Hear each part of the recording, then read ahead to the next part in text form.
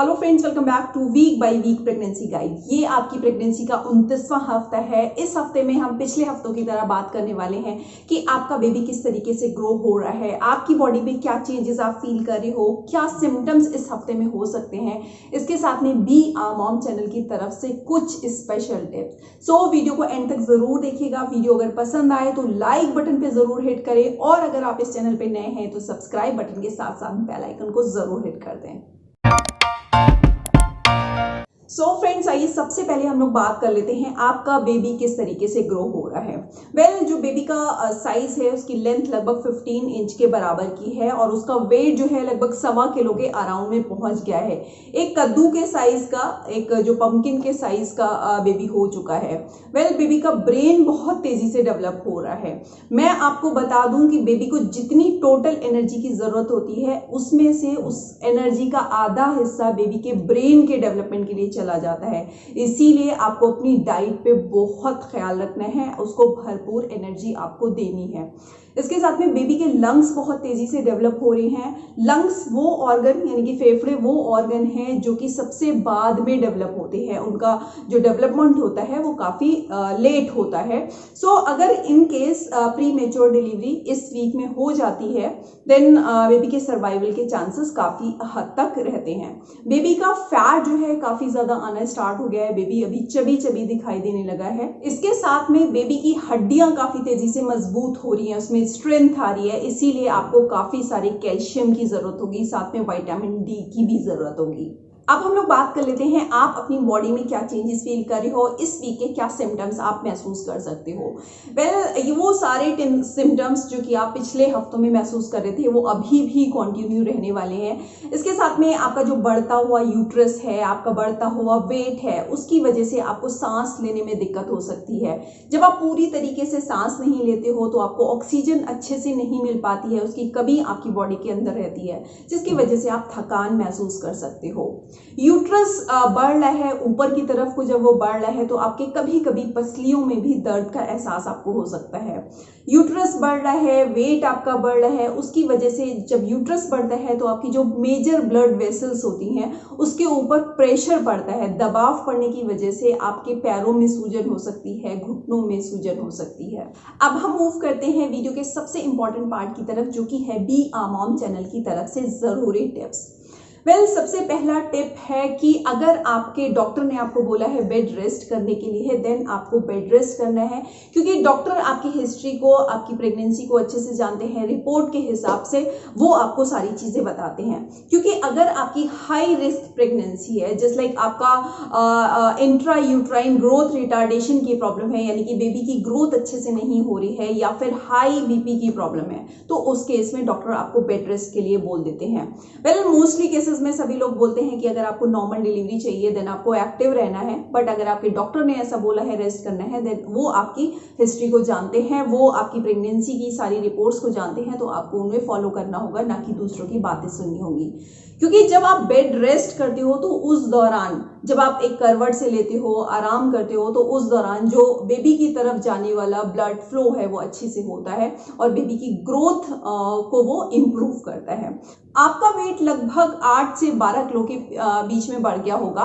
Well, ये very करता है फीमेल टू फीमेल, इसलिए आपको ज्यादा घबराने की जरूरत नहीं है। लेकिन अगर आपका वेट बहुत ज्यादा कम है या फिर बहुत ज्यादा रैपिडली बहुत तेजी से बढ़ रहा है देन एक बार अपने डॉक्टर से कंसल्ट कर लीजिए। इस वीक में बेबी के मूवमेंट काफी तेजी से बढ़ जाते हैं। आप कभी कभी ऐसा महसूस करे हो कि आपको बेबी के मूवमेंट फील नहीं हो रहे हैं। वेल, 2 घंटे के अंदर अगर बेबी 8 से 10 मूव कर रहा है, लाइक वो केक मार रहा है या फिर हाथ से कुछ कर रहा है, देन वो बिल्कुल नॉर्मल है। और कभी अगर आपको ऐसा महसूस हो रहा हो कि आपको मूवमेंट फील नहीं हो रहे हैं देन आप अपने लेफ्ट साइड से लेट जाइए और आपको थोड़ा थोड़ा हल्का सा अपने टमी पे मालिश करिए या फिर आप थोड़ा सा ठंडा पानी पी लीजिए, तो आपको बेबी के मूवमेंट्स फील होने लगेंगे। जैसा कि मैंने आपको बताया है कि आप आपके बेबी की रैपिडली ग्रोथ हो रही है, उसका ब्रेन डेवलप हो रहा है, हड्डियां मजबूत हो रही है, तो आपको बहुत सारे न्यूट्रिएंट्स की जरूरत है, उसकी मसल्स भी काफी तेजी से स्ट्रांग हो रही है।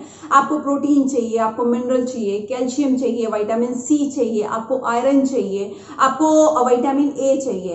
वेल बहुत सारे न्यूट्रिएंट्स आपको रिक्वायर्ड होते हैं इस वीक में, लेकिन कुछ चीजें आपको बहुत ज्यादा जरूरी है, जैसे लाइक आपको विटामिन ए की कमी नहीं होना चाहिए, क्योंकि जिन फीमेल्स में विटामिन ए की कमी होती है उनमें उनके बच्चों में जो है वो जस्ट लाइक जन्म जैसे ही वो पैदा होते हैं उस टाइम ब्लाइंडनेस की प्रॉब्लम हो जाती है, यानी कि जन्म से ही बच्चे अंधे पैदा होते हैं। तो आपको विटामिन ए की कमी नहीं होना चाहिए।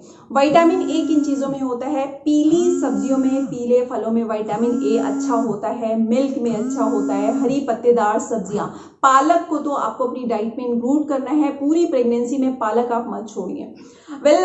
इसके साथ में कद्दू में अच्छा विटामिन ए होता है, आलू में अच्छा विटामिन ए होता है, तो इनको अपनी डाइट में इंक्लूड करिए।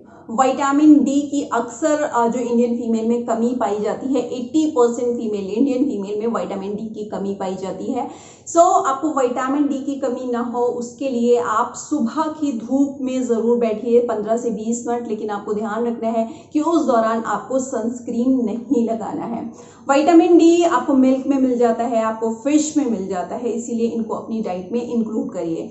विटामिन डी इसलिए भी जरूरी है कैल्शियम को ऑब्जर्व करने के लिए। कैल्शियम बच्चों की हड्डियों के लिए बहुत जरूरी है, सो कैल्शियम को ऑब्जर्व करने के लिए विटामिन डी की बहुत ज्यादा रिक्वायरमेंट होती है। कैल्शियम के मेटाबॉलिज्म को स्ट्रॉन्ग करने के लिए विटामिन डी की जरूरत होती है, इसीलिए आपको विटामिन डी अच्छा चाहिए होता है। इन सब चीजों के साथ में आपको ज्यादा देर तक खड़े नहीं होना है, ज्यादा देर तक बैठना नहीं है, आपको अपनी पोजीशन को बार बार थोड़ी थोड़ी देर बाद चेंज करना है, क्योंकि इससे आपका ब्लड फ्लो कम हो जाता है। अगर बहुत देर तक आप एक जगह बैठते हो, बहुत देर तक खड़े होते हो, तो ब्लड फ्लो में कमी आती है।